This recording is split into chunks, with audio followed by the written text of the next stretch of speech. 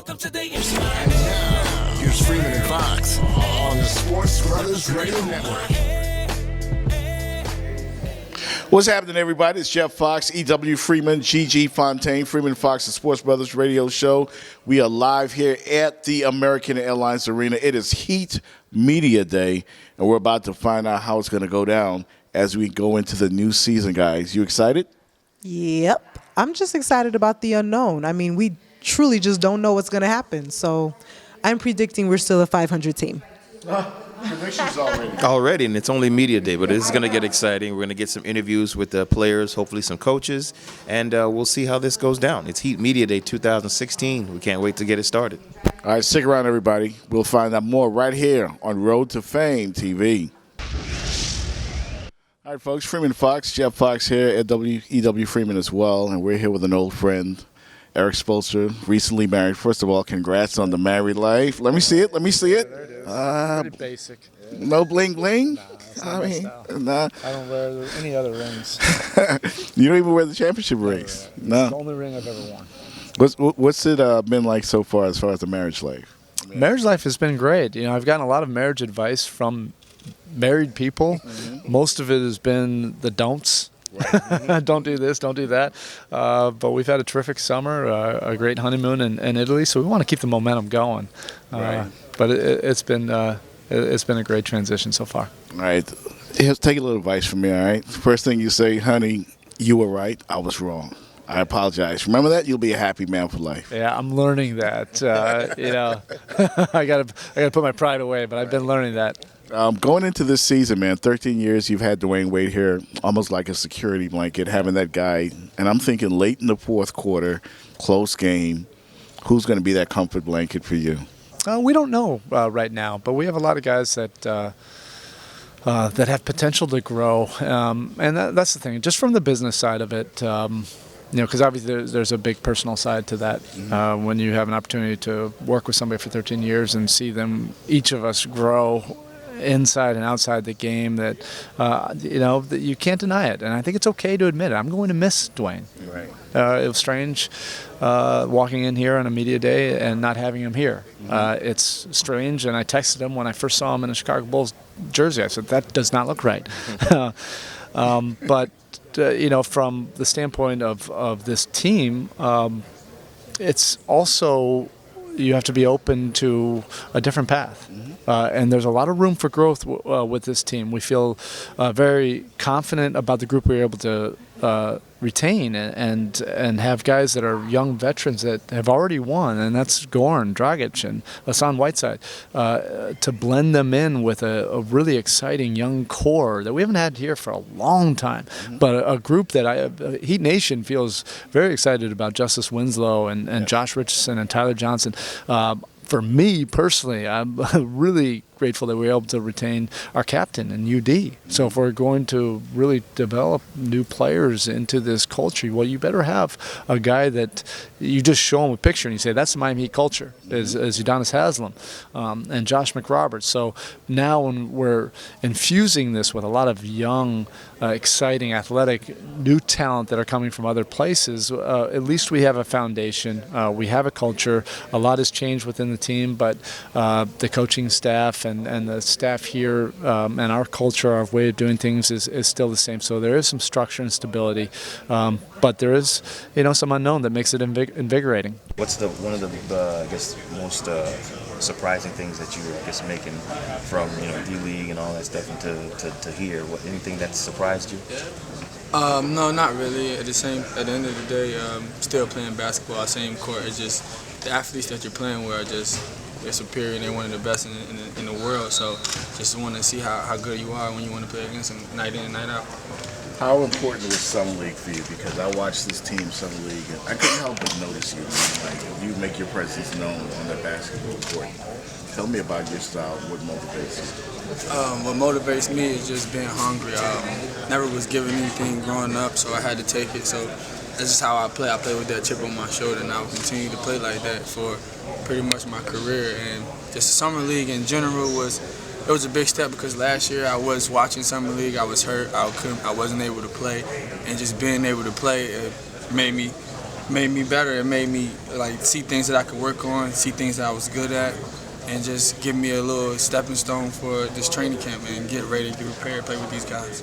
You know, I feel great, and especially just coming here working with the young guys, getting to know them, and for us to come out here and get better every day. You know, through the month of August, and you know, we young, but I feel as though we still can surprise a lot of people. We talented, so. What do you know about Dion Waiter's game? He'll be your I mean, backcourt mate some now. He's unbelievable scorer. You know, I mean, I play against him. I even guard him when I was in Phoenix, and you know, he's tough. He's tough to guard, and I think so. He's gonna give us that extra boost in offense, and looking forward to play with him. You know, they influenced me a lot. You know, I sat beside Bosh in the locker room. You know, I sat across from D-Wade, and them guys bring me to the side and just tell me stories of how it was winning championships and just how it was during the times before I even got there. So they just taught me the Heat way, and I'm gonna try to keep that going. Yeah, I think it's something that we really need to embrace. You know, even with me getting a rebound and pushing it up too. You know, I'm getting all the guys running. You know, and I really think it's something that we're gonna embrace and use to our advantage. So you've been working on the handle? Of course, I got some surprises for y'all. Yeah, it's different. You know, I need to step in, be more vocal, be a leader. You know, we still got UD, we got Beno, Josh McRoberts. You know, we still got some experienced guys. But I think it's a good mix to have with young guys, and you know, everybody gonna have to step in. You know, like I said before, CB is not with us, D-Wade is not with us, so it's a lot of minutes laying down on the floor. So somebody gonna have to take those minutes and play good. But I'm confident because you know Tyler, he gonna step in. Josh Richardson, Winslow, they had unbelievable. Rookie season, so I think so we're gonna be okay. I mean, it's a very young, high energy, athletic, versatile group, and so I think you know we lack in experience, but I think we can also use that, you know, to an advantage. Well, it's like you said, it's becoming a leader, a guy that you know, all the other 14 guys in the locker room respect, and a guy that, you know, I'm going to hold myself accountable and also my teammates. And so this is something that is sort of new to me. I've never been a super vocal guy, but that's something that this summer I've had a chance to kind of do in Summer League, and I've had a chance to witness in USA. And so that's a role that I want to, you know, take on. And it should be fun. It should be fun for me and our team, you know, taking that next step. But for me, just becoming more of a leader and a guy that, you know, some of the newer guys, I mean, they're older than me, but they're new to the Heat culture and all that, cannot kind of look to. So let's get to talking about this season. Obviously, it's a lot of change with this team. A lot of youth is here. Some of your leadership is gone. Some leadership is still here. How do you think you guys can do this year? How do you look forward to that? Camp and then training camp, first practice tomorrow. And that's the thing. I think it's easy. I say this every media day. Everybody's in the greatest shape of their life. Everybody's gonna go 82-0. You know, it's easy to kind of put too much. You look at it like that. It's like, man, this can be overwhelming. You got to take it a day at a time, as a team, as an individual, to try to improve.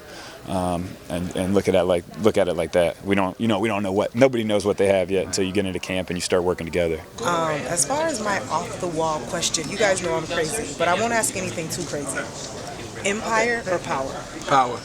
Hands down. Okay, no okay. hesitation. Man of the show, man of the show.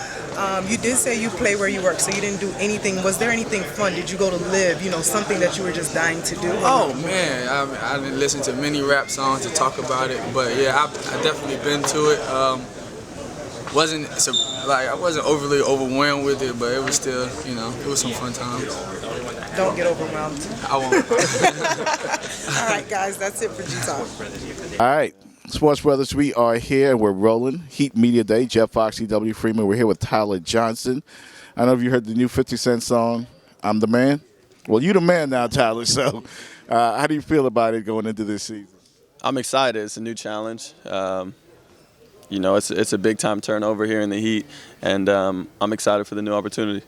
I remember the great story about and I hate to bring this up right off the bat, but it was just hilarious when we talked about you getting the new deal and the fact that you had to go and let it all out when you heard the news about the new deal. That was hilarious, man. If you don't mind, just relaying the story for our viewers right now.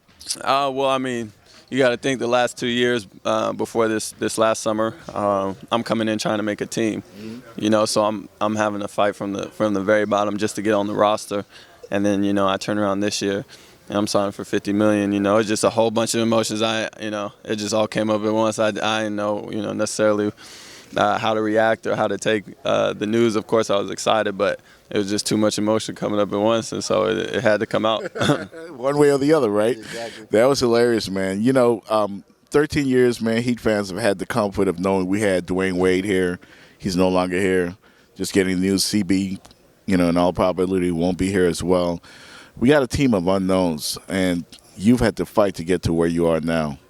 That seems to be something that this whole team, I think, can ride on something like that. No, exactly. I mean, if you look at our roster and our makeup, there's a lot of guys who are, still trying to find their niche and still trying to find, a place they can call their own. So, I think that's a good thing, though, when you get a lot of guys around each other who are hungry and come from similar backgrounds. It's easier to relate to one another.